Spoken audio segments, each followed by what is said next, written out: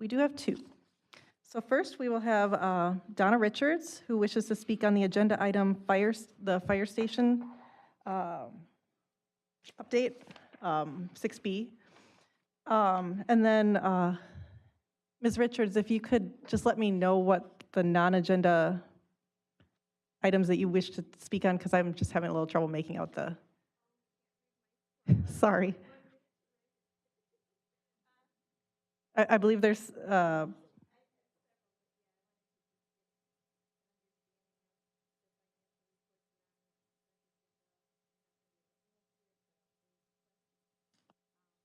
okay, if you could just go to the mic and Ms. Richards, if you could just go to the mic and just, if you want to just speak on the fire station and then speak on the other topics within 1 minute on that non-agenda items. It'd just be half a sentence on each.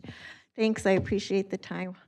I just wanted to wonder about the fire station a little bit because obviously I didn't get a chance to hear the presentation yet, so I'll learn a whole lot more later and maybe have more questions, but I have to do this now, I think, unless I can wait to do it later. So there were questions of location, and it seemed to me like the 4 options that were given, if I've read it correctly, were it. You know, it didn't seem to me like they were very well researched or thought out. It was like, we have this property here, we have this property here, we have this property here, we have this property here. And one of them, I think, was the Saputo property. And I just can't imagine putting a fire station there when there's so much development potential there. And one would not want that kind of traffic at that spot, especially if there's an emergency. I also feel the same way about National Avenue in Johnson, because that's the corner of my house, but it's an absolutely crazy corner. I've seen accidents, I've been in accidents. I can't imagine fire engines having to come out at that location when it's really a bad time of day for that. And I think that there's better spots that haven't been looked at yet, especially around that part of town. There's empty lots and some good sort of off the main drag, not in the middle of a residential neighborhood kind of feeling. So I'm hoping that will be looked at more closely before there's any decisions made. Of course, the question of if we just need EMS, can we just do EMS at a location like that? Because it seems to me like that's the issue, is response time in an emergency that way. But I could be wrong about that. Not going to pretend that I know anything. Okay, that's it on that question. Hate to think that that's the best investment of our money at this time. I can understand how it could happen, but you've heard me say over and over again all the deficiencies in staff roles that are missing in this community, and it's so much easier to take on debt and pay it off over time and do a capital project than it is to come up with the kind of money to get excellent staff in the right positions to do things like housing development or parks programming or grant writing, things that are just truly missing pieces in this community. So just want to mention that as well. That's it on my 5 minutes. You won't give me 2.5 extra minutes on the other one, but I don't think I'll need it. The few questions, these are just quick ones just to ask yourselves, because I don't really understand it. It's more of a question for probably Tricia than anybody else, but when I was the clerk in the Village of North Fond du Lac, I would put together a financial report to the board, and it would be every single check that had been written since the last report, so that the council could question any expenditure that they didn't know directly what was about. And I don't see that happening here. I don't know if you guys actually see anything of that level of detail, so I don't know how it can be approved as part of a consent agenda. I mean, I was on council and never saw anything like that, so I'm concerned that it's pretending that it's doing what's required by law, but not really doing what's required by law in terms of reporting to council. The only other thing is, of course, top of mind is housing the unhoused, and we still need to get seriously moving on that with a committee of the whole discussion of budget. And yes, I know my time is up. I just Ms. Richards. quickly want to appreciate. I'm sorry, Ms. Richards, that's, Oh, you don't have to be strict. I want to appreciate the fact that at the last meeting, it was wonderful that we had announcements of what was going on in the community, and I hope that could continue. That's it. thank you, Ms. Richards. And next, we have Thomas Oliver, who wishes to speak on the non-agenda item of road construction. Yes, thank you for listening to me for a moment. I live on Sheboygan Street, and there is construction going on at the corner of Sheboygan and Marr that I think is quite dangerous. First off, anybody that knows, Marr Street is like a racetrack. And because this construction is going on, they've got two large holes on either side, by the gutters, and then they've got a very narrow space for us to drive through if we want to head west on Sheboygan. And I think it's very dangerous. The other problem is there is absolutely no work going on for the last week or so. And I'm just not sure these are laid out in a rectangular formation. And I'm just wondering if they can put down some of those metal coverings or something that they do during construction, because that is very dangerous. Somebody is going to get rear-ended trying to turn onto Sheboygan from Marr Street. So I just wanted to bring up that as a concern. And the other thing I wanted to mention was 24 hours notice that they're closing down Main Street for 10 days. This didn't seem like enough. I don't know if I missed something, but I do get all the emails and the alerts and things, and I didn't see anything until yesterday morning. And then they closed it down, I guess, this morning. So I just wanted to bring that to your attention as well. I appreciate maybe earlier notice if possible. Thank you. Okay, thank you very much. And with that, that ends our audience comments. So we will move on to our action items. Action item A is City Clerk dated June 4th, 2025, the annual alcohol beverage license renewals. And our introduction is by our City Clerk, Ms. Hefter. Thank you, President Brault. Alcohol licenses run from July 1st through June 30th of the following year. Renewal applications were mailed on April 5th to all current license holders that will expire on June 30th, 2025. Licenses that include a change of agent, officer, or entity have had background checks done by the police department. State law requires all license renewals must be published at least 3 times for the purpose of notifying the public and pending action and to invite comment. License holders were listed and published in the Reporter on May 27th, 28th, and 29th. All licenses have been inspected by the fire department and city inspections. No license shall be granted to any other license holder for which any money is delinquent or unpaid to the city or to a licensed wholesaler. The list provided to you includes all applications that met the first deadline of May 16th and are in compliance and have no outstanding debt. City staff recommends approval. Thank you. Are there any questions for Ms. Hefter?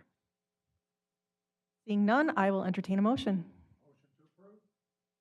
Motion by Mr. Mullen, second by Mr. Godfrey. Is there any other discussion?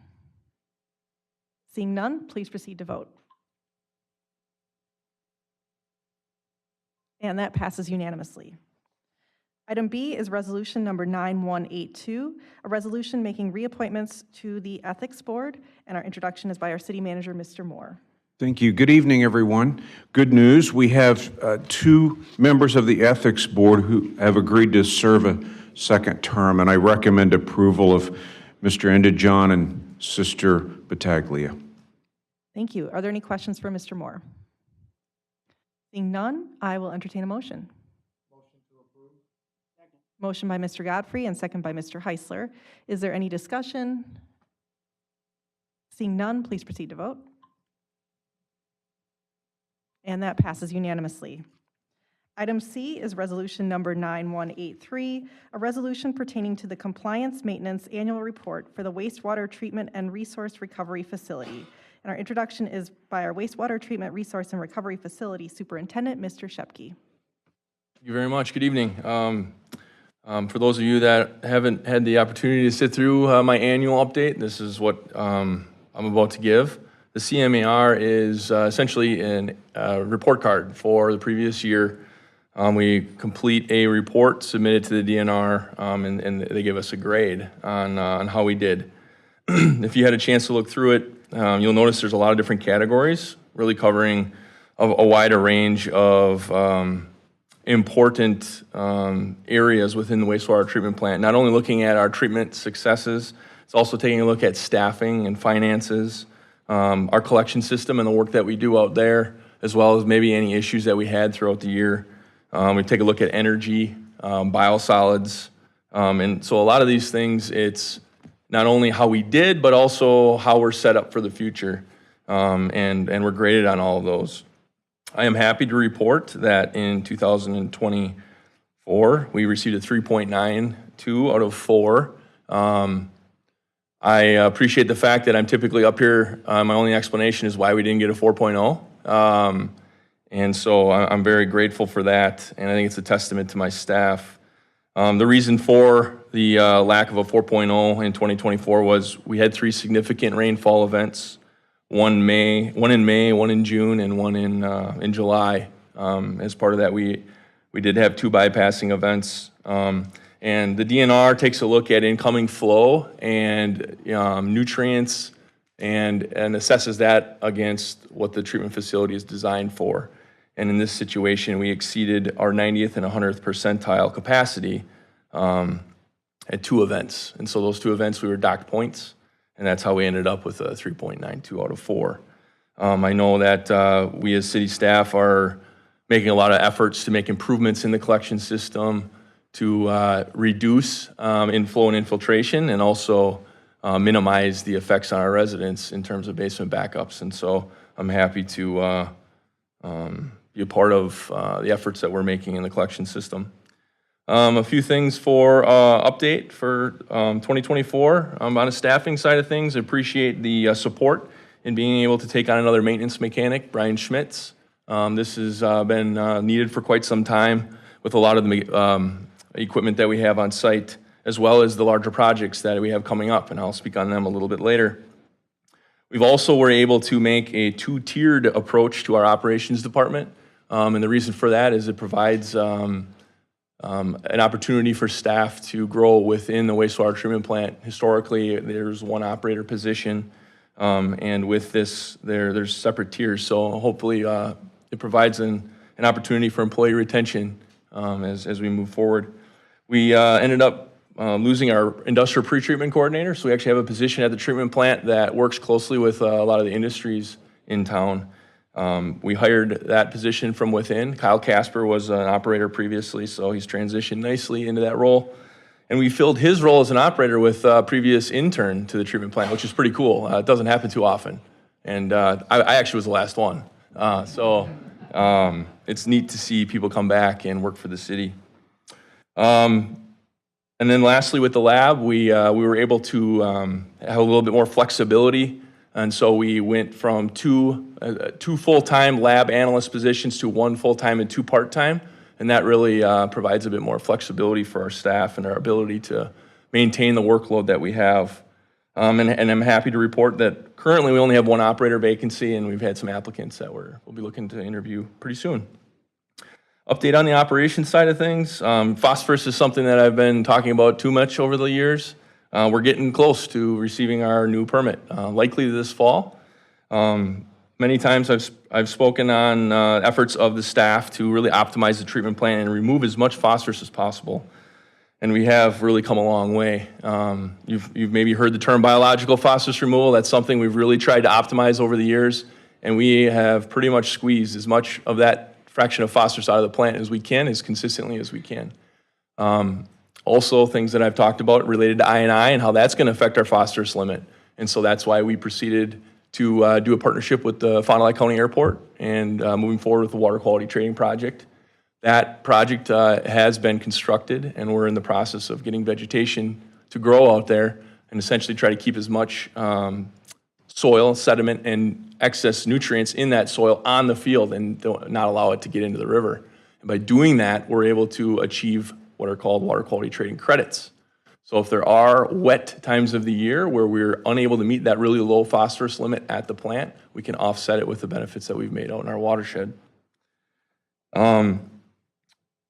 Just an update on some projects. So the dryer and the RNG project that I'll be talking about shortly. And last year, a lot of 2024 was wrapping up the evaluations of the technologies and completing final design for bidding. And so that was a big part of the efforts of the management staff in making those selections and being prepared to go for bid.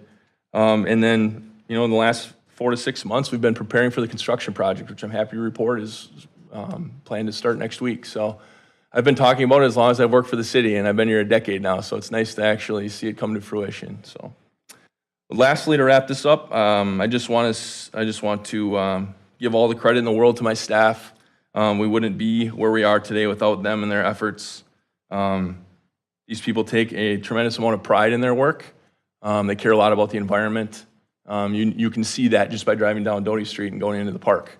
However, I highly recommend you come for a tour. I'd be happy to take you around and show you a little bit more about what we do. Thank you. Thank you. And I'll just reiterate what you just said, because several of us have taken a tour, and it's like one of the best tours I've ever had. I've learned so much, and I felt so good about the work that you're doing. So if any council members have not had a chance for a tour, definitely take up that offer. Thank you. And with that, are there any questions from council for Mr. Shipke? Mr. Mullen, you usually have questions on this kind of stuff. Wait for the presentation, but I just want to again congratulate you on how well that facility is run. I mean, we're really fortunate as a community to have one of the best run facilities like this in the state. So, thank you. Well, and sorry to put you on the spot, but I know this is one of your favorite topics. Are there any other questions from council? Otherwise, I'll just, again, reiterate what Mr. Mullen said. Thank you so much for the updates and the report, and it's always great to see that you're doing great work. So with that, I will entertain a motion. All right, motion by Mr. Heisler, second by Mr. Mullen. Is there any other discussion? Seeing none, please proceed to vote.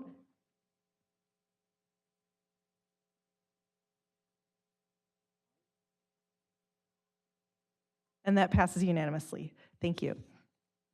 Next, we will have item D, resolution number 9184, a resolution authorizing sale of land in the Fox Ridge Industrial Park. And our introduction is our Community Development Director, Ms. Benson. Thank you, Ms. Brault. As you are hopefully aware, the city has 3 industrial parks: the West Industrial Park, the Southwest Industrial Park, and the newest Fox Ridge Industrial Park. Fox Ridge can be beautifully seen as you're traversing south on I-41, where you can see Chicago Tube and Iron. And so we have interested in a developer who is looking to acquire 21 acres of our beautiful Fox Ridge, just south of the newly constructed Spirit Drive.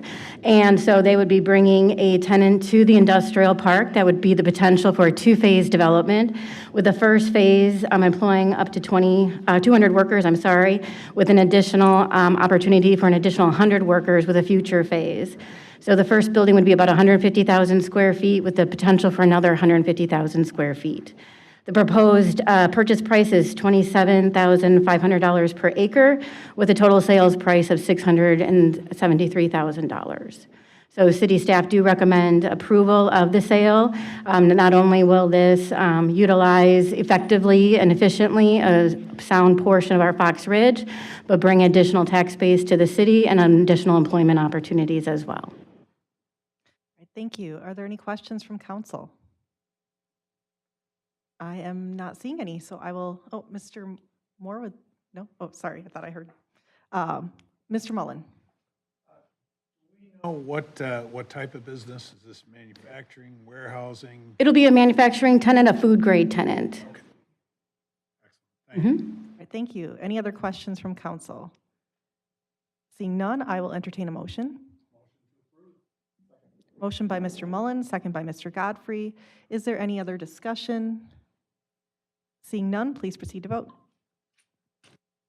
And that passes unanimously.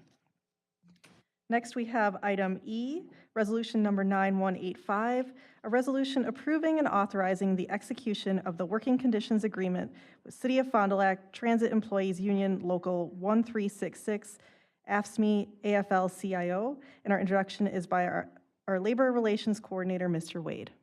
Thank you. Good evening, council members. I've met many of you, but for those of you that aren't familiar, my name is Chad Wade. I'm an attorney with Renning, Lewis, and Lacey. I've been the Labor Relations Coordinator for the city for actually 15 years now. I was going to say 10 and then realize it's actually 15. So we are presenting for approval a resolution to approve a tentative agreement with the transit union. You have your transit drivers are part of that union. The terms of that agreement are within the attached memo. I won't go through all of those, but certainly happy to ask you any questions. I will state that this agreement does meet the city's budgetary goals when it comes to the transit department. And again, the bargaining team for the city recommends approval. Thank you. Are there any questions from council? Well, so I just have one question, and that is the word tentative. Could you just explain what that means when we're talking about a labor agreement? So, I'm sorry, what was the? The word tentative. Oh, so when the parties negotiate with the two teams, right, you don't have the full union there, you don't have obviously the city council, and so we reach what is referred to as a tentative agreement, meaning that the two teams have agreed that they're prepared to recommend this approval to the union as well as to the city council. The union has approved this labor agreement, and so the final step in the process is for the city council to do the same. Wonderful, thank you. Yep. All right, are there any other questions from council? Seeing none, I will entertain a motion. Resolution number 9185. All right, motion by Mr. Schussler and second by Mr. Zimmerman. Is there any further discussion? Seeing none, please proceed to vote. And that passes unanimously. Thank you. That ends our action items, so we'll move on to the presentation of input items. So item A is biosolids and RNG project update, and again, we will have that presented by City Manager Mr. Moore and Superintendent Mr. Shepke. Thanks. I thought I would take just a minute and review where we were and how we got here. Cody pretty much nailed it when he said we've been working on this for 10 years or so. And since we are now at the cusp of taking all that planning, all the financial considerations, and putting a contractor to work with all their subs, I thought it was the perfect time for us to review what those projects are. And Cody's going to do that for you. To put this in perspective, it's cutting edge, and it will be the largest capital investment in the city since the wastewater treatment plant was built. This is a major undertaking. So with that, Cody, it's all yours. Excellent introduction, thank you. What's more exciting than talking about biosolids drying and renewable natural gas? Yes, so a very big project and something that we've been working at for a really long time. And sustainability and innovation, it's such a big part of what we do. And frankly, that comes from the support that we have from city councils through in the past, from city upper management, and us being able to look at unique ways to accomplish goals and meet future limits and do this efficiently and kind of thinking outside the box. And these are two examples of doing that. And so I'm really excited to tell you a little bit more about it. If we could move to the next slide. Thank you. So what are biosolids? Wastewater has a lot of things in it, both organic and inorganic. And we have different treatment processes at the plant to remove the different types of solids. The organic solids have value to us. Typically, they'll come through the treatment plant and they'll settle out in our clarifiers, which is approximately the second step of our treatment process. And from that time into our next stage, we refer to the biosolids as sludge. That sludge is then pumped into our digesters where it goes through a treatment process, biological treatment process, to reduce the amount of solids and organic material that's in the waste. And in order to dispose of the waste after the treatment processes, that waste has to be treated. So the organic solids, anything that will break down biologically, industrial waste, sewage, food waste, anything like that you imagine that break down, that is what we refer to as biosolids. So in the slide on the screen, we're looking at what we currently do. So after digestion, the solids aren't gone. They're significantly reduced, but we still have let's say like a thick chocolate milk, if you will. We run it through our centrifuges, which is the equipment that you see there. They're big drums that lay on their side. They spin really fast, and through those centrifugal forces, the solids and the liquid is separated. The solids are what you see on the right. That's what we refer to as biosolids, and what we've been disposing of since the plant upgrade in 2008. You can see there the stat where it only removes about 20% of the water. So we're hauling, majority of the time, we're hauling water away from the treatment plant. If you would go to the next slide, please. And over the years, we've had some challenges, and more recently have grown to have even more. And I listed a few of those there. First and foremost, a good portion of our biosolids we've been able to land apply for the last 10 to 15 years. But available fields are getting hard to come by. And when we're unable to go to land with it, we have to go to the landfill. So we have storage constraints. At the treatment plant, we essentially have 4 roll-offs that we fill. So we have a contractor that comes and hauls every day, Monday through Friday. Multiple loads, 2 to 3 of those roll-offs each day. Those hauling costs are getting very expensive. It costs us approximately 3 times per ton of biosolids to go to the landfill as it does to go to the land. So if we're unable to go to land and we don't have storage, we go to the landfill. So those costs continue to climb. Landfills don't like dealing with the material. When it gets wet especially, it's very hard to handle. And so we need to look at our other options if we want to have something that we can rely on for many years to come. Potential future restrictions in terms of regulation. PFAS, maybe you've heard of that before. Those are man-made chemicals that are in a lot of things that we use every day. There will be limits coming eventually. We're going to have to start sampling in our next permit for it. Any preliminary analysis that we have done, the levels have been very low, which is great to see. But then there's other contaminants of concern that really haven't been hit on yet. There's talks of microplastics and microbeads and pharmaceuticals, and there's a lot of stuff out there that I think is going to gain more traction.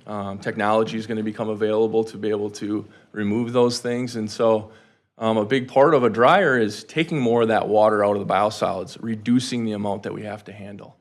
And ultimately, by drying it, we're producing a better product, what is referred to as an exceptional quality product. If you would go to the next slide. So to take it from their centrifuges, where we dewater our biosolids, the next step would be drying, installing a biosolids dryer. And essentially all you're doing is you're using heat to evaporate the water out of the solids. So the volume reduction is pretty substantial. Greater than 70% of the water will be removed, and we will be producing what I had mentioned, a Class A exceptional quality product. On the photo on the bottom left there is a photo of the dryer that we will be getting. It's BCR is the company. It's a screw dryer. So on that previous slide, you saw those screws with the biosolids in it. That's what it looks like inside the dryer. So this system uses hot oil inside the metal that then comes in contact with the biosolids, and that's how the water is evaporated. In the middle there, you can see what a sample of our biosolids look like coming out of that unit. So we did send some off to have dried in their pilot unit to make sure that there were no issues and that we could see what the product would actually look like. What does it remind you of? Dirt. Very fine material. You may have heard of Milorganite before. They sell it at Menards. That's Milwaukee's treatment plant's biosolids. It's essentially what we're going to be producing. And then on the picture on the right there is a photo of a storage silo.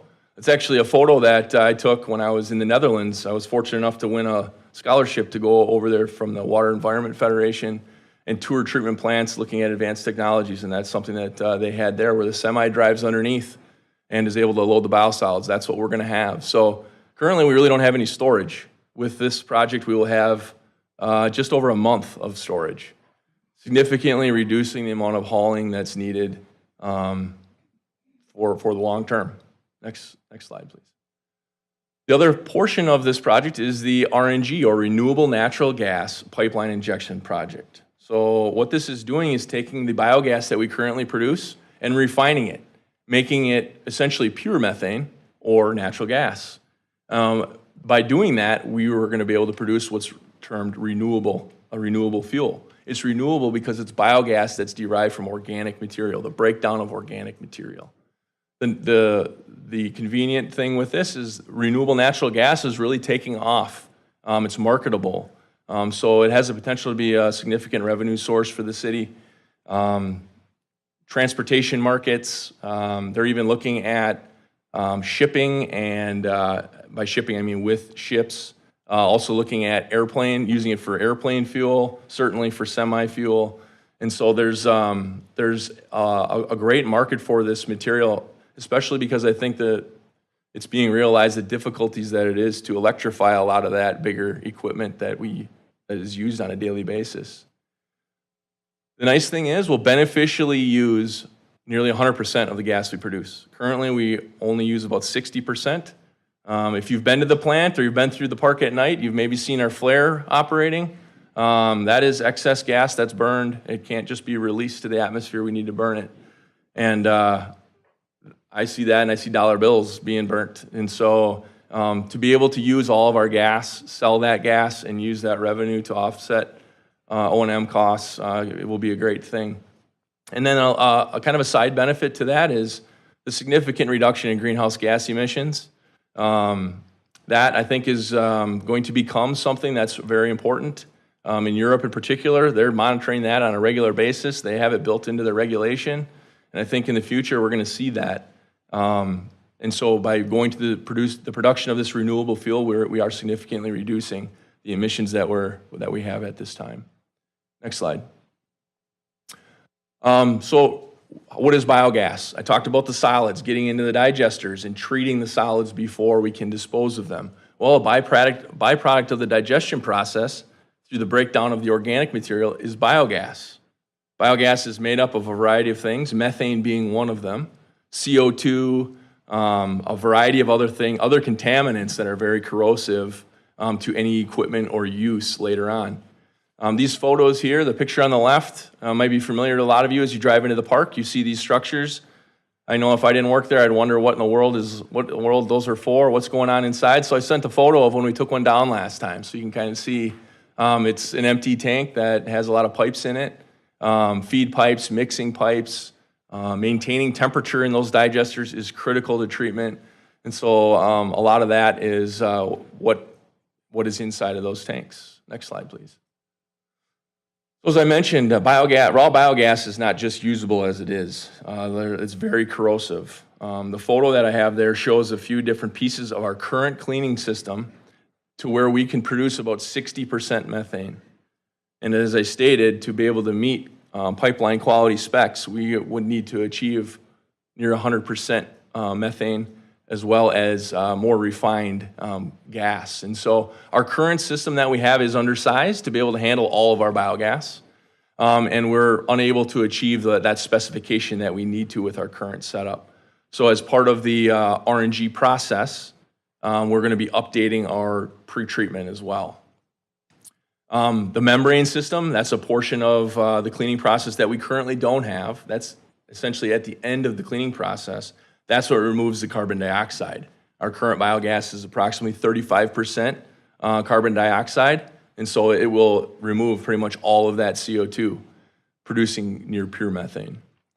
I just put a little caveat on there. CO2 recovery and reuse is another marketable product that is kind of gaining some traction. It's very early on, but we would have the ability down the road to be able to capture that CO2, refine it, and actually sell it. They use CO2 in a variety of industries. That might be another option for us down the road. Next slide. So to kind of wrap things up, I listed there the main project goals that we hope to obtain coming out of this. We don't want to have to pay for hauling anymore. We're certainly not looking to compete with Milorganite and sell it in stores, but we have a beneficial product that is a great reuse opportunity for soil health and for additional nutrients for plant growth. And being able to provide that product to somebody would be a nice thing for the city. And then certainly, having that dryer, really setting us up for the future. If there's any other regulation that comes in terms of biosolids, you still need to dry the product before you can do anything else. So I think it sets us up nicely for the future. On the biogas side, again, the revenue source. We haven't decided exactly how we're selling the gas yet. There's a variety of options. That will be part of an evaluation process that we'll be undergoing this year to take a look at what may be most lucrative for the city. And then again, reducing the greenhouse gas emissions is a big part of it. It's important now, but it's going to, I think, be even more important in the future. And then lastly is our local partners. These are the contractors that we're going to be working with our project. And I'm happy that we have those relationships right here at home. I think that's it. Next slide. And then lastly, like I said earlier, we're going to be starting construction hopefully this week. A lot of that site prep, building expansion, and equipment installation will occur this year. We do have some pretty long lead times for a few different items. And so we're hoping to be going online late summer, early fall of 2026. And look forward to that day and having an open house to show off our new stuff. Thank you. All right, thank you so much for the informative presentation. Are there questions from council? Mr. Schussler. Thank you, Madam President. Is there any risk that with rule changes, we won't be able to put the biosolids on fields? You mentioned they keep coming up with new chemicals that are going to be tested. Certainly. PFAS, I mentioned earlier, is one of those things that they're looking at for biosolids and imposing limits. Different tiers, depending on the concentration that is in your biosolids. You could be restricted to how much you could put on an acre of land. You could be done land applying, or no impact at all if it's low enough. And right now, that's where we're sitting. Our levels are that low, and I hope that they continue to be there. So, but certainly that is a fear of all treatment plants that produce biosolids, and their low-cost alternative is to land apply. It's still way more efficient, even if you can't put it on the land. Certainly, and a big part of that is the volume reduction. We're not having to dispose of so much. Right. Yeah. And the other question, I guess, wastewater treatment 101, but what types of industrial waste do you not allow to come to the plant? Like from employers in the area? Yeah, it's I mean, certainly like manufacturing or any chemical manufacturers, those types of things. We do get a lot of different requests, and we'll take a look at any data they have. We'll actually we'll take a look at a sample, and we'll analyze the sample, send it off, make sure it's going to fit into our treatment plant or into our digesters. We do bring in high-strength waste as well. But majority of what we take, if not all, is food-grade waste. A lot of dairy waste, of course, in this state. We also take in some fruit juice, some expired soda, things like that. But certainly, this is bacteria. And just like for us, if we eat too much, we get upset stomachs, we get sick. That's how this would occur as well. So we're looking at that organic fraction of these samples and making sure that it's going to fit within our system without causing any problems. Thank you. Thank you. Mr. Mullen. Thank you for the good presentation. You actually answered a lot of the things I wanted to talk about. There were just a couple things. On the RNG, do you anticipate that there will be credits, that you'll be generating credits that you might be able to sell? Yes. And in fact, those might be more valuable than the product itself. Yes, that is one of the options. I just wasn't going to get into the weeds at this point. But yes, credits, renewable identification number, they call them RINs. And those have different values depending on what the gas is coming from. So being that we take in hauled in organic waste, that'll actually have a different grade of RIN than what our treatment plant sludge is, that we also bring into the digesters. And so thankfully, the EPA has provided for options for facilities like ours that take in different wastes. You can evaluate what's best based on the type of gas that you produce and evaluate different markets. They have what's called a voluntary market as well, where large companies like Google or Ford, they're trying to reduce their emissions, and by being able to purchase these credits, they're offsetting their carbon emissions, if you will. And so that's another option too, where a large corporation could purchase all of our gas. There's a lot of options. Yep. Yes, I'm aware of a project in Tennessee that the value of the product, they're generating biodiesel from algae, but the value of the product is not the biodiesel, it's the credits. That's what makes the project work in that case. The other thing that I just want to ask about is the product that we spread on fields, is having the product dried make it more attractive and therefore maybe easier to find landowners who would want to accept this product? Exactly. It does make it easier to work with. It certainly impacts the odor. The nice thing is the nutrients are still there. Yeah. We're not cooking this stuff to where we're burning off the nutrients, and so it's much more manageable from an end use standpoint. Use on land, could be used for landscapers. I mean, this stuff is considered that exceptional quality Class A. It could be used in gardens. I mean, it's really nice stuff. Okay, and the energy required for the heating, that is part of what's normally waste heat, correct? There is some part of the dryer that's tapped into the heating loop, yes. Otherwise, but it is a natural gas fueled boiler that heats the oil used in the drying process. But yes, there is some heat reuse as part of the process. Thank you. Thank you. Ms. Leering. So Pat Mullen asked the question I wanted to ask, thank you. But I just want a little bit further elaboration on the credits.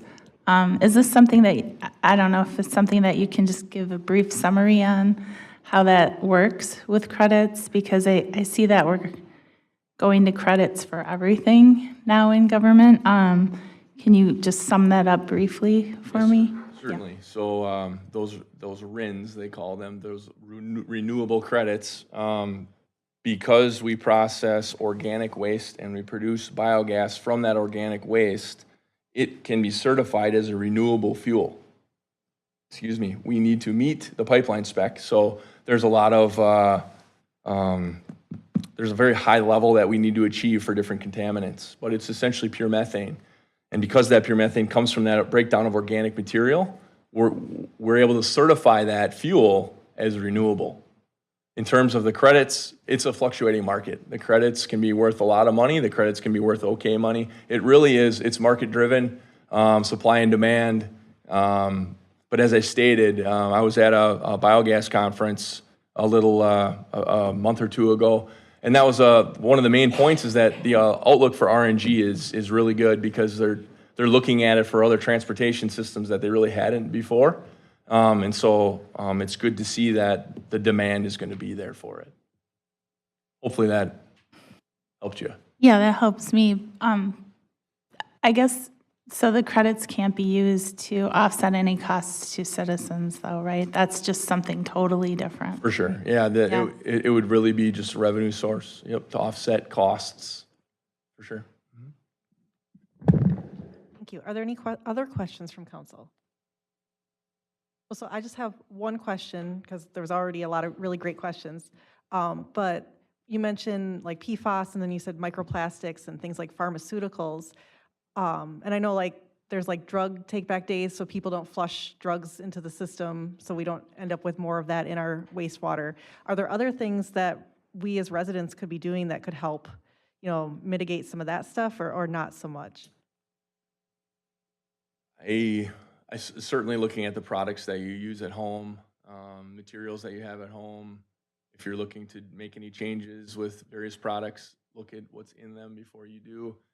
It's not necessarily that the products that are used are in solution and they go down the drain. It could be certain products that we use, like water repellent materials. It's been known to be in carpeting, you know, those types of things where it could leach off and still get in. And so it's been in use, you know, 80 to 100 years from when it was started production. And it's one of those convenience things.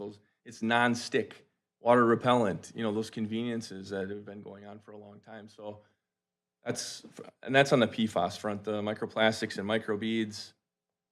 That's they're so fine, you know, you can't even see the material to be able to remove it. And so I think there's a lot more work to be done to get to a point where we're talking about removing it in wastewater.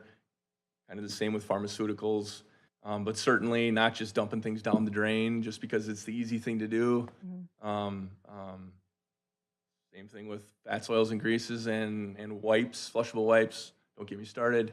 You know, it's all of those things. If we were all more conscious about what we were just flushing or putting down the drain because it's easy, it would make a difference, certainly. Yeah. Well, yeah, and you talk about PFAS. I went to a session at a conference I was at recently, and all the things that had PFAS in them, like I just couldn't believe, like even just like wrappers from fast food, they would put PFAS because it would make it nonstick. So yeah, it really opened my eyes to how much this was in our system and how much we probably have for future problems. So yeah, I think, yeah, just continuing education, I think is always good. And then we have a question for Mr. Heisler. Thank you, Madam President. Awesome presentation per usual, Cody. Thank you very much. It was great. I just have a question going back to earlier. You mentioned that you had an intern that you promoted earlier, right? And you were and the last time that happened, it was you, right? Sure, yeah. Okay, but we didn't find your replacement yet, right? Like you're staying a while? It's a public meeting. I'm making sure. That's why I'm asking. Plans at this time. Okay, sounds good, buddy. Thank you for everything. Wow, really trying to keep you here. But I mean, that's a testament to how much we appreciate all the work that you do. And we always appreciate your presentations and all the information and all the work you're doing. So yeah, we hope you stick around for a long, long time. All right, with that, we'll move on to item 6B, which is 5 Bugles Design Feasibility Analysis, presented by City Manager Mr. Moore and Fire Chief Mr. Garrettson. Thanks. This also has been many years in the making. It's a conversation that Chief Garrettson and I have had for more intensively the last couple of years. And I'm going to put into English what you're going to hear in sort of technical detail in just a couple minutes. So the question is, and it came from the pursuit of accreditation because it drives the department to really look at a lot of performance details. And one thing that popped up is that we have, if we map travel time from all 3 fire stations, we have some gaps where we're not covering fire response to the standard that the NFPA would expect. So that's kind of the bottom line. And the question we're asking ourselves is the answer building another fire station? And so we've gone down this path to this point. What we're going to share with you tonight is the feasibility analysis. In other words, an attempt to answer that question and also to explain the why and the how. So you don't have any decision before you, and that's because we anticipated that this would be built, bid out, and then started construction in 2028. So like all big projects, there's a lot of deliberate effort that goes into discerning what we're going to do. So you would expect, if this were to be built, to be opened end of 28 or early 29, based on the construction schedule. So that's what you should expect to hear tonight, which is the background about where we are in the path to recommending something to you. With that, I'm going to hand it over to the chief so he can introduce our expert. Thank you, Mr. Moore. Good evening. So as Mr. Moore said, we hired a firm. We looked at a lot of different companies. There aren't many that do this, and we found 5 Bugles Design who has done this before and does a very good job. We've seen some previous work of theirs, So we hired them on to do this project. So Jim Schmidt is here from Five Bugles Design, and I'll let you take it over from here. Awesome. Thank you, Chief. Appreciate that. Next slide, please. Thank you in advance for assisting in this presentation, by the way. Appreciate that. As identified on the first slide here, we had a team introduction. However, our Director of Emergency Services, Robert Krzyzanowski, had a death in the family, was not able to make it this evening. So I did co-write the presentation as well as the study itself, so I'm very familiar with it. I'll do the best I can to answer as many questions as I can, and looking forward to getting to the question and answer period of the presentation.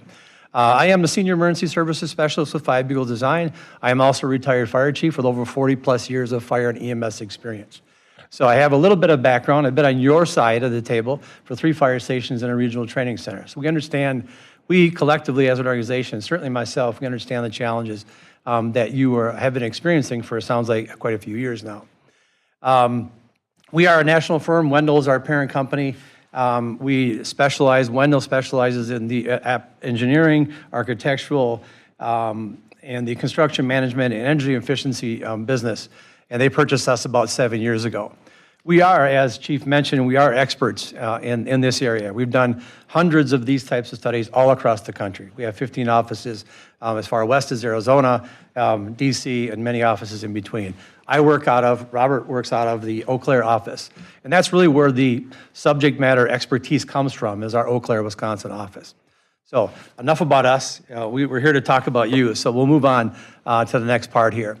As indicated by Administrator Moore, kind of the why. We're talking about, he touched on the NFPA standards, his first bullet point up there, the NFPA standards, that you're not meeting the standard. And I have to back up just for a minute that one of the whys for us as an organization is that we get to talk to fire and rescue departments like your fire department here in Fond du Lac all over the country. And it's not very often that we get to talk to a department that has both an ISO 1 and is nationally accredited. Those are 2 huge accomplishments that I feel like I'd be remiss if I didn't mention that. And that tells us kind of the big why. Why are we here? Well, obviously you have a fire department that is not going to sit on the laurels and past accomplishments. You have a department that's continuing to try to improve your strategic plan, your comprehensive plan, all of which identify that your strong desire to do as best they can for the community that they proudly serve. So in addition to the NFPA standards, one of the whys of the challenges identified by the Fire and Rescue Department include increased response times to the north, also overcrowding in existing facilities. We'll touch on those things as well. And I'm going to do the best I can to summarize 50 pages of a report, but I think we'll hopefully get the idea after that and provide opportunity for conversation to follow. And then also, like any very progressive fire department or community that's interested in doing everything they can to get as much information as you can so you can make an informed decision, they also looked at us as subject matter experts to, confirm the challenges that they've identified, but also, equally important, to provide an opportunity to ways of overcoming those challenges. So that's kind of the why. Next slide, please. So what we're looking at this evening, we'll do a very brief overview of a number of different maps. We'll look at the GIS study that we completed, and we've done, again, hundreds of these throughout the country, and it's very specific to your community and your fire department, obviously. We'll talk about the analysis and response times together and separately as well. We'll talk very briefly about the programming and the space needs and the concept designs. It's important to talk about programming and concept designs because clearly, the question on everybody's mind here in attendance and probably watching around the community this evening is what is this could potentially cost us? So we can't do that without having a programming and at least have a conceptual design and a few other reasons as well. But so tonight's presentation will be as indicated up there. Next slide, please.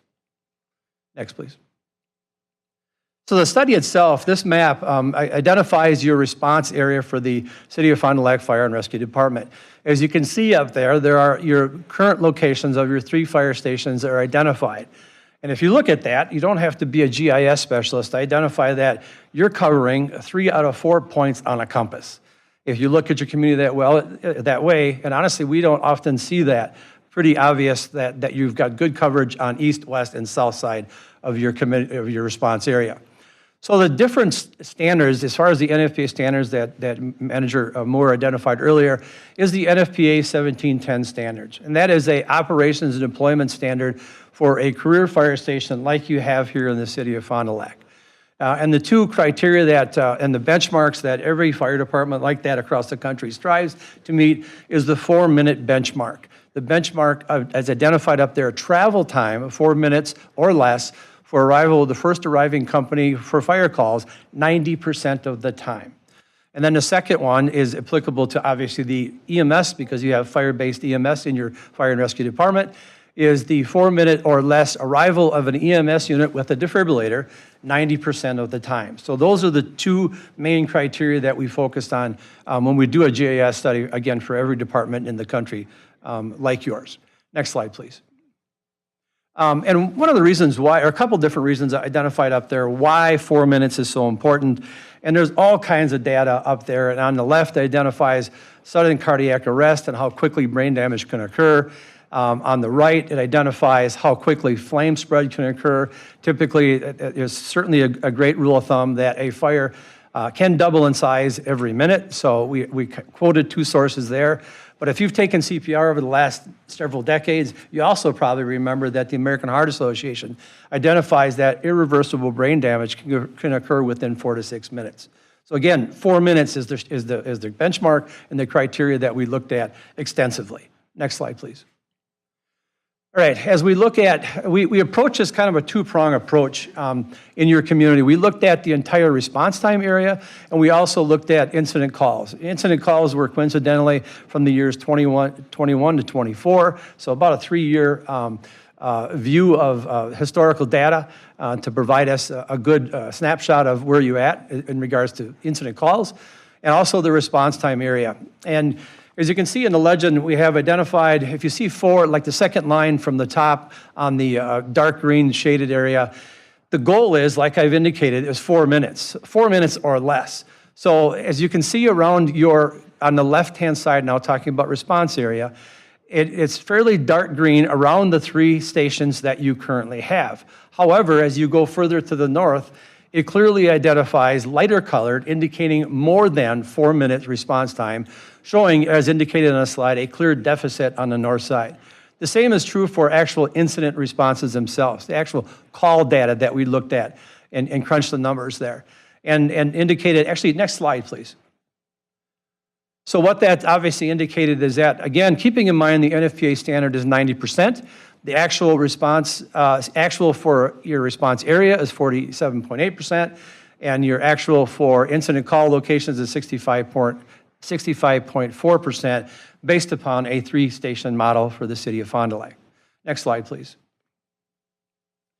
So now what we did is we looked at our GIS has the capability to determine where would be the best location for an additional fire station to improve upon the 4-minute or less response time criteria identified in NFPA 1710.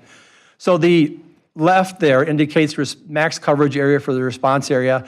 And you can see on the map, it's kind of the northeast area of your community, closer to the university, things of that nature. And when we look at, and when the system looked at, our GIS system looked at max coverage for the incident calls, it was more north central, just about due north on the compass, if you will, identified where you could overcome or increase, for coverage, max coverage on the two different response areas as well as incident calls. Next slide, please. So then what we did is we looked at a number of different locations, and for a number of different reasons, some of the considerations that we looked at were, obviously we looked at the slide I just showed you, the response area, the best coverage, and then incident call, best coverage for that as well. And as you can see, one is a bit to the right, northeast, and one is a bit northwest. So what we did is we talked to Chief Garrison, and we identified that the city currently owns property in between the two of them. And honestly, I don't see many GIS studies like this that have an opportunity that you currently have here in the city of Fond du Lac by already owning 465 North Main Street and 365 North Main Street. And some of the other considerations identified up there, the population density, some of the risk areas, the northern area of north side of your community, typically older, higher population density, and you also have an opportunity to cover not only the land, the service area that you cover here in the city of Fond du Lac, you also have the responsibility of the lakeshore on Lake Winnebago as well. So those are some considerations we looked at as well. Next slide, please. All right, so the next thing we had our GIS do was kind of focus on one of the two, and honestly, the two sites, 465 and 365, were very similar and certainly would work. And I think we chose this one. One of the main reasons, and we go into a significant amount of detail in the report. I think it's on page 15 of the report as far as the sites, the advantages and disadvantages to both of them.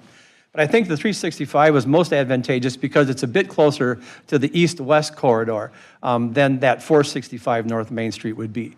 So anyways, if you look at that, most prominently, the point we want to make here is that you see all the dark green around that fourth or potential fire station to the north. You are certainly going to be improving upon the response times in that area by the dark green. The GIS system utilized that in a position to not have any overlap of the other three fire stations. So it's really, honestly, again, if you look at the points of a compass, you're going north, south, east, and west, and you have really good coverage. You don't have to be a GIS expert to realize that, what's going on right there. Next slide, please. So we look at the actual improvements here. Oh, actually, that's supposed to be a flying. Let's try another slide, please. And next, please. Okay, the point I wanted to make is the percentages that were just identified there. You can see 59.7, 86%. Next slide, please. Comparing and contrast to where you are with a 3-station model, of where you can be in compliance with a 4-station model, you are increasing, if you look at improvement from current, you're increasing the response area map by over 12%, and over 20% on the improvement on actual call locations that we looked at as well. In our world, that's a significant improvement. And that's, and clearly, it certainly was a concern of Chief Garrettson and the conversations we had. How can this be done as economically as possible? To get full coverage, my guess is, and we looked at and had some discussion, it could potentially, to get 100% coverage, you could need 3 additional fire stations. Is that reasonable? Is that economically feasible? That's certainly a question for you all to consider. But this is an option that we think is certainly more reasonable, and we looked at that in depth. Next slide, please. So some of the benefits identified, again, call response time, closer to the NFPA standard. The stations are closer to the center of where the incident calls actually occur.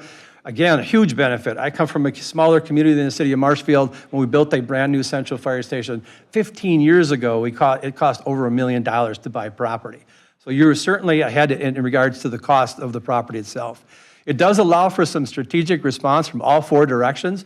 Case in point would be a hazardous materials incident in the core of your community because of a 4-station opportunity or a response. You have some operational considerations that you don't currently have with a 3-station model. It certainly improves the response times to areas with the highest population density. I would also add that it provides greater equity for those who live, visit, or work in the north side of your community as well. It allows certainly the Fire and Rescue Department to provide water rescue in a more timely manner by having a fire station closer to that area as well. It strategically places a station closer to older, high-risk areas that lack modern fire protection, sprinkler systems, other codes that have advanced throughout the years. It also increases the developed areas within that have a first-to-engine company within 1.5 miles, which helps improve fire department's ability to meet, actually in your case, maintain your ISO 1 rating, because you can't get any better than that. So it certainly has that criteria, and we've identified it in a report as well, and talk a bit more about that in greater detail there. Next slide, please. So now we have to look at, now we identified that, that it's likely that a Northside Fire Station could overcome the challenges that you and now we have identified for your community. Next slide, please. So we looked at a program that it usually takes 2.5, 3 hours, and actually I think we broke a record and we went through this process very, very quickly because there was a strong desire to make sure that when we look at a programming document, again, every space we've ever designed at any fire station across the country, we talk about wants and needs. I can tell you that we focused on the needs. And I'm not telling you that, what I'm trying to tell you is that this is the needs, but it also does not compromise the operational efficiencies on the functionality of this fire station. This is a fairly, as we would characterize, a small to average size satellite fire station that we're about to look at. Next slide, please. Programming document itself, the programming, we looked at 12,557 square feet. Next slide, please. Next slide, please. All right, and this is, I'm not going to spend a lot of time on this because this is far too early in the process to identify what you should be doing in that area. However, it's important for us that now that we have a site, we need to determine whether the program space, the square footage we identified, also fits, this conceptual plan fits on that site. Next slide, please. And as you can see by the illustration here, we basically put that station, that conceptual plan on 365 North Main Street here in the city of Fond du Lac. We're looking at about an acre of property. We identify the response apron, the return apron, the parking areas. And one of the things that I think our staff really does our team does a great job is making sure that everything, the traffic doesn't interfere with each other. It's a highly functional fire station. We take safety of the responders as well as those visiting the fire station or those who live around the fire station very, very seriously. Next slide, please. So the big question here, obviously, what's the cost? And I can tell you that our team does a great job on estimating costs. Right now, we have 6 fire stations in Wisconsin alone that are in various stages of construction, one of being just on the north side of Lake Winnebago, the town of Harrison. We're also working with Sheboygan to build 1 or 2 with them. Just finished up the second of 2 in La Crosse. So we have a lot of experience. We have a lot of cost data that we can draw from to accurately estimate the cost of what a fire station, a 13,000 square foot fire station could cost. Matter of fact, tomorrow we have a bid opening for the town of Harrison to see what type of per square foot cost they have there as well. So these are the costs, and I have to qualify that this is based on a 2024 construction cost. It has been our experience, actually years ago, we used to tell, chiefs would call me all the time, I'm putting in a CIP, I'm looking at a fire station of this square footage, what would be a fair estimate? I give them a square foot cost at the time. And right now I would say, we used to say 3 to 5% annually increase. I would say right now, based upon our experience, anywhere from 5 to 7 increased annually because of inflation, and that's not even taking into consideration any of the tariffs or any things of that nature. So just so you get an idea what the costs are now, what they can be down the road, as indicated, I think the idea was 2028. So just to give an idea on the cost. Next slide, please. So conclusion and recommendation, next slide, please. Some of the key considerations, just kind of summarizing what we talked about here, we looked at the response area as well as the call volume. We looked at the population density. We looked at some of the risk, the older buildings, those types of things. We looked at the cost to acquire, and again, you're in probably a much better position than a lot of communities throughout the country. Coverage type, again, not only land, but also the water considerations that you have here in the city of Fond du Lac. Site circulation and safety, again, that's one of the things that I think we as an organization excel in and fully understand and recognize the need to make sure that the circulation, to minimize the turnout time. We talk about response time, it's the drive time, but turnout time is one thing that the functionality of a station can affect. Certainly the department needs, and then gender equity, and I would also, a level of equity in regards to those who live, work, or visit the north side of your community. It provides a greater level of equity for their response as well. So next slide, please. So recommendation is clearly to design and construct a new satellite fire station on the north side of the city of Fond du Lac. Some of the key points identified there, and we had a lot of those, meeting the benchmarks, getting closer to the benchmarks, I should say, for improving the response times in that area, especially because of the population density and the risk, et cetera. Again, you already own the property, and then strategic location for response, water rescue, and facilities without, again, modern fire protection methods. Next slide, please. Whew. Okay, questions? I apologize for going so fast, but I really wanted to get as much information out there, and I'm really happy to answer any questions you might have. All right, well, thank you so much for the wonderful presentation, and I'll open it up to questions from council. Mr. Mullen. Yes, thank you for your presentation and your report here. It looks very good. I have a couple questions. In terms of staffing, you had mentioned that we're a little bit overcrowded at certain sites, so we're anticipating just moving people around, right? No additional staffing? Yep. Okay. Utilizing the staff we have to staff the station. And I had a couple questions from constituents. One is, and this is for the chief, do you know the approximate percentage of calls that do not, these are rescue calls, that do not result in transport to a hospital? I could get you that information. We do have a large amount of what we call is no transports, but Okay. I don't have that offhand. All right, that's fine. It's, you know. The other question I had is, could you define the difference between response area and incident calls? Sure. The response area is just basically the map, and you have the 4-minute response area. So pick a spot on the map, and you calculate the time it would take to drive there. The incident calls is where we take the data of, in this case, we took the last 5 years, but through accreditation for the last 15 years, we've been taking in that data, and that's actually where incidents that we've had in the past. So we'll take an actual incident and point it on the map, and then do the timetable from there. All right, excellent.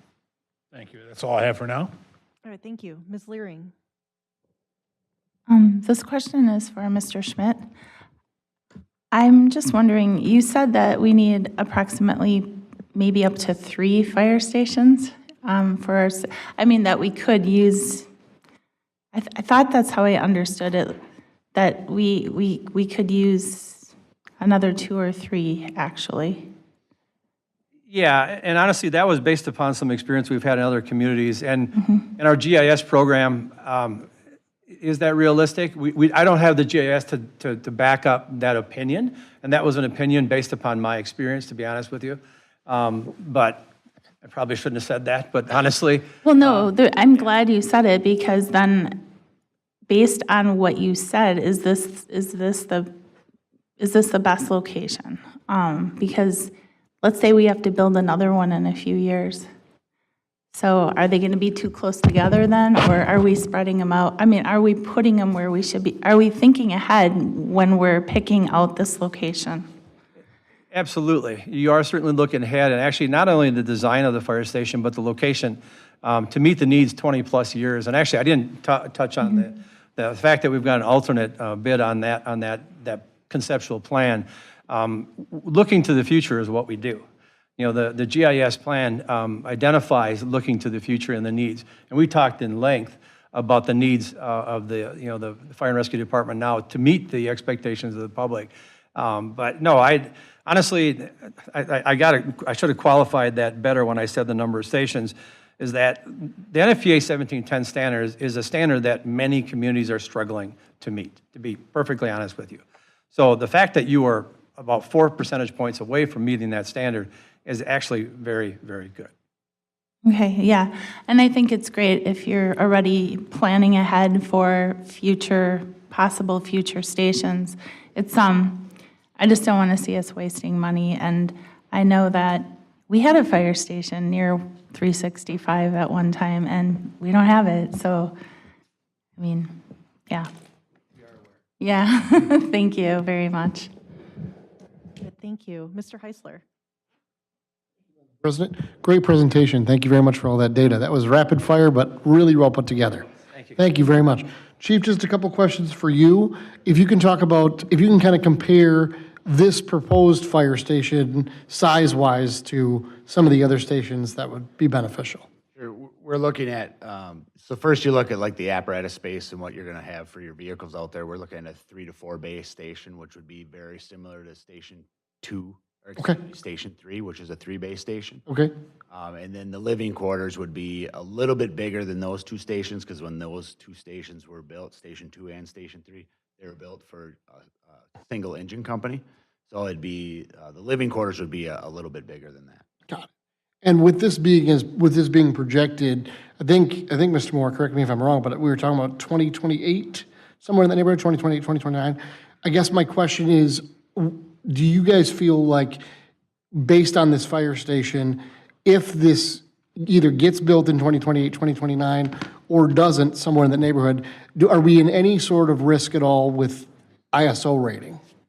I guess is my question.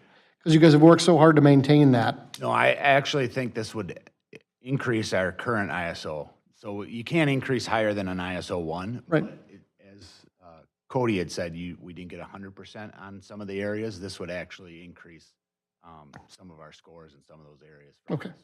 Excellent. Thank you very much. Thank you. Mr. Zimmerman. Thank you, Ms. Burrell. This might be a Ms. Benson question, actually. I was driving around and checking out all the sites, and I'm just curious. So we're looking at the 365 North Main Street.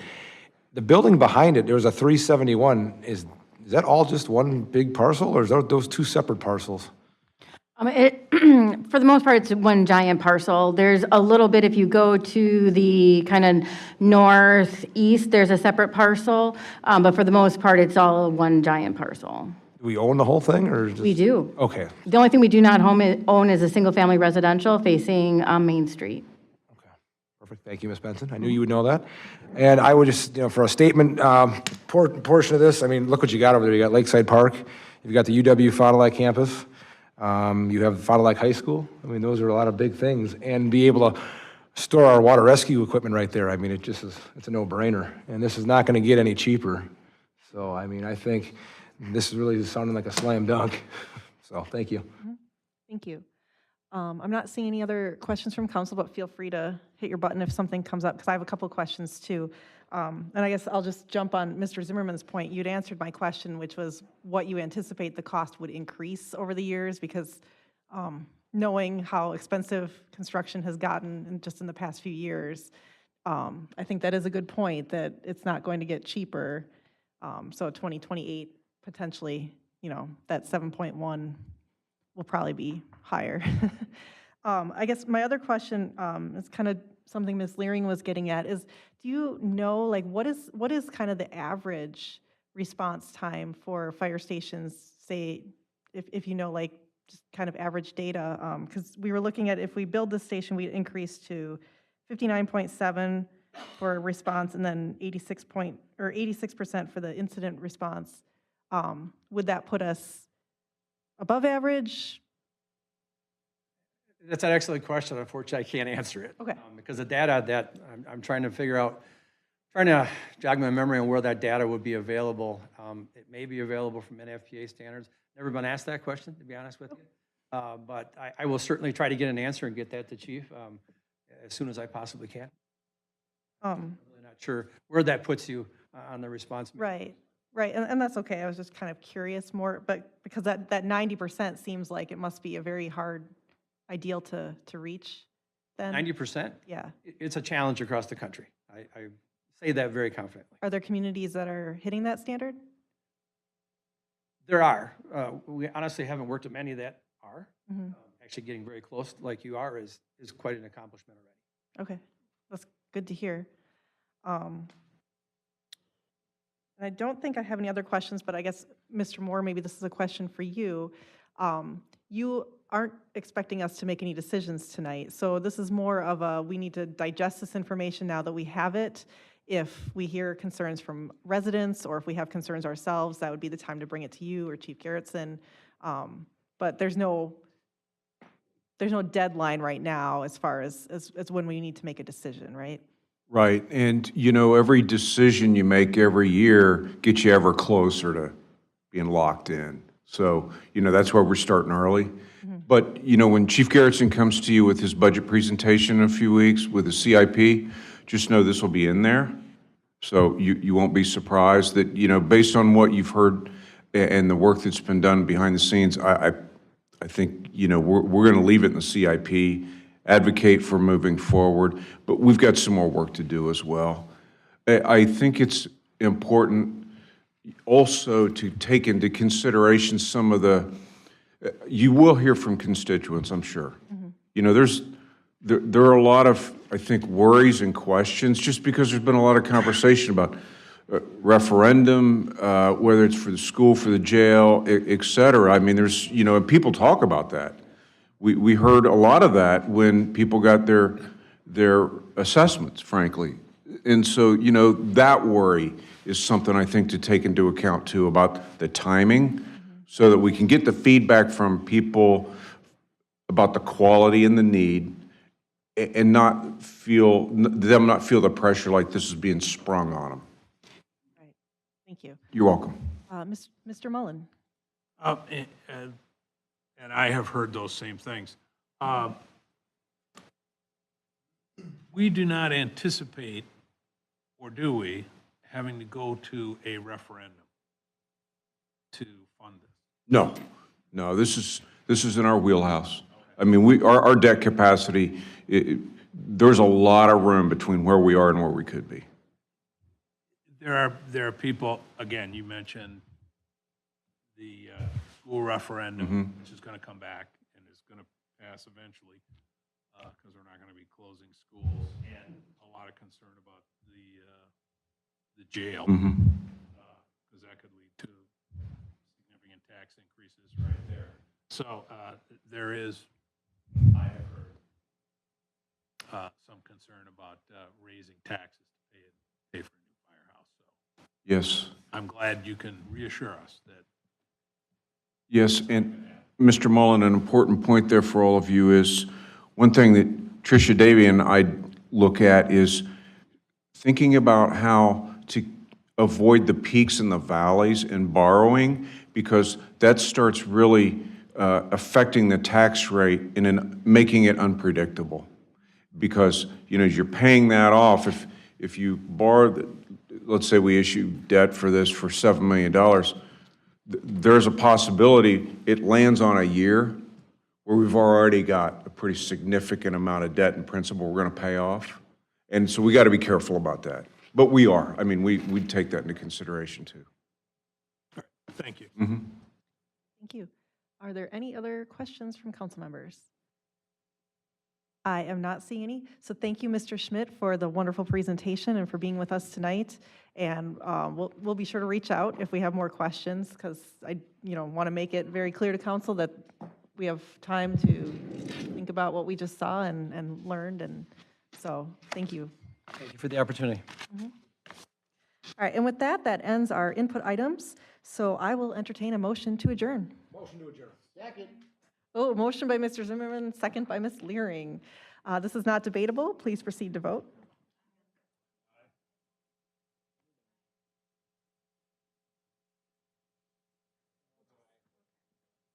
We're done. We're good? All right, we're adjourned. What a mess.